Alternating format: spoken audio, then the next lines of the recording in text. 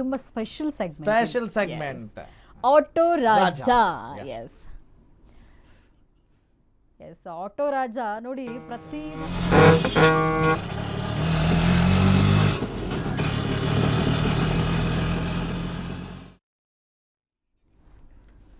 S auto ರಾಜ ಅಂದ್ರೆ ನೋಡಿ ಪ್ರತಿಯೊಂದ್ಸಲ ನಾವು ಆಟೋ ಅಂದ್ರೆ ಎಲ್ಲೋ ಹೋಗ್ತಿರ್ಬೇಕಾದ್ರೆ ಆಟೋಗಳ ಹಿಂದೆ ಸಾಲುಗಳು ನಾವು ಅಬ್ಸರ್ವ್ ಮಾಡ್ತಿರ್ತೀವಿ, ತುಂಬಾ ಚೆನ್ನಾಗಿರುತ್ತೆ. ಅದೇ ರೀತಿ ಇವತ್ತು ಒಂದು ಇಂಟ್ರೆಸ್ಟಿಂಗ್ ಲೈನ್ ಇದೆ ನೋಡಿ, ಏನು ಅಪ್ಪ ಅಮ್ಮನ ಅಂದ್ರೆ ಅಪ್ಪನ ಪ್ರೀತಿ ಅಮೃತ, ಅಮ್ಮನ ಪ್ರೀತಿ ಪಂಚಾಮೃತ, ಸದಾ ತಂದೆ ತಾಯಿಗೆ ಪ್ರೀತಿ ಮಾಡಿ.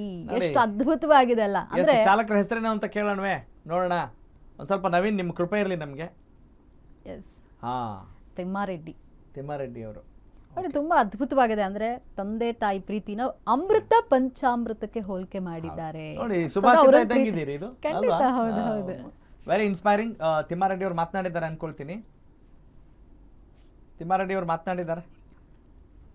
ಹಾ, ಸೂಪರ್. ಅಪ್ಪನ ಏನು ಅಮ್ಮನ ಪ್ರೀತಿ ಅಮೃತ, ಅಪ್ಪನ ಪ್ರೀತಿ ಪಂಚಾಮೃತ. ಎಷ್ಟು ಚೆನ್ನಾಗಿದೆ ನೋಡಿ. ಹೌದು ಹೌದು. ಈಗ ತಿಮ್ಮಾರೆಡ್ಡಿ ಅವರು ಮಾತನಾಡಕ್ಕೆ ರೆಡಿ ಆಗಿದ್ದಾರೆ, ನೋಡೋಣ, ಕೇಳಿಸ್ಕೊಂಡು ಬರೋಣ ಬನ್ನಿ. ಅಪ್ಪನ ಪ್ರೀತಿ ಅಮೃತ, ಅಮ್ಮನ ಪ್ರೀತಿ ಪಂಚಾಮೃತ ಅಂತ. ಅಪ್ಪನ ತಂದೆ ಪ್ರೀತಿ ಕೊಡ್ತಾರೆ, ಆದ್ರೆ ತಾಯಿ ತಂದೆಗಿಂತ ಹೆಚ್ಚು ಪ್ರೀತಿ ಕೊಡ್ತಾರೆ. ಅದಕ್ಕೋಸ್ಕರ ನಮ್ಮ ತಂದೆ ತಾಯಿ ಪ್ರೀತಿನ ಯಾವತ್ತೂ ಉಳಿಸ್ಬೇಕು ಅಂತ ಹೇಳ್ಬಿಟ್ಟು ಆ ತರ ಲೈನ್ ಬರ್ಸಿದೀವಿ.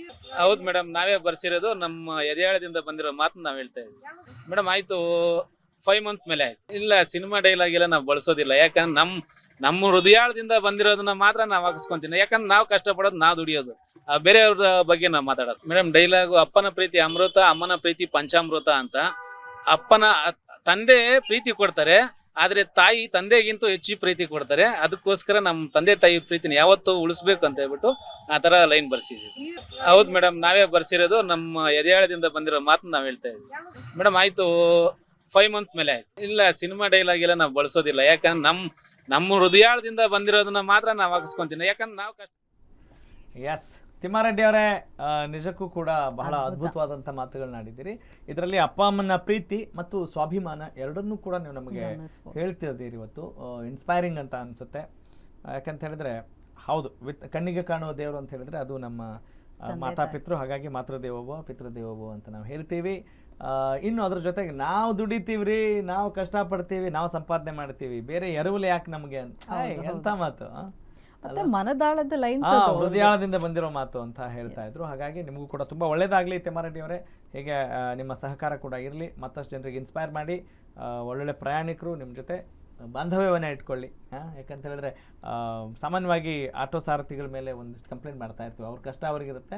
ಆದ್ರೆ ನೀವು ಕೂಡ ಸ್ಪಂದಿಸಬೇಕು, ಆಟೋ ಚಾಲಕರು ಸ್ಪಂದಿಸಬೇಕು, ನಮ್ಮ ಪ್ರಯಾಣಿಕರು ಸ್ಪಂದಿಸಬೇಕು ಅಂತ ಹೇಳ್ತಾ ಈಗ ನಾವು ಮುಂದಿನ ಸುದ್ದಿ ಹೋಗ್ತಾ ಇದ್ದೀವಿ. ನ್ಯೂಸ್ ಬಾಸ್ನಲ್ಲಿ ಈ ಸುದ್ದಿ ಇದೆಯಲ್ಲ, ಅಂದರೆ ಈ ಮಾತನಾಡೋರೆಲ್ಲ ಅವ್ರಿಗೇನು ಅಧಿಕಾರ ಬಂದ ತಕ್ಷಣ ಏನಾದರೂ ಮದ ಬಂದ್ಬಿಡುತ್ತಾ ಅನ್ನೋ ಒಂದು ಪ್ರಶ್ನೆ ನಮಗೆ ಕಾಡ್ತಾ ಇದೆ. ಹಂಗಿದೆ.